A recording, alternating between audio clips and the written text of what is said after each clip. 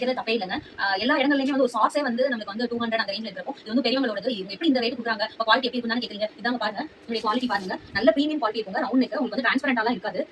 நல்ல ஷோல்டர் சூப்பரா இருக்கும். மெட்டீரியலுமே வந்து நல்ல வந்து உங்களுக்கு நீங்க பாத்தீங்கன்னா தெரியும், நல்ல ஒரு சாஃப்ட், ரொம்ப 180 ஜிஎஸ் வந்து நல்ல ப்ரீமியம் குவாலிட்டியா இருக்கும். அதோட ஷார்ட்ஸ் பாத்தீங்க அப்படின்னா பாருங்க, நல்லா எலாஸ்டிக் இருக்குங்க.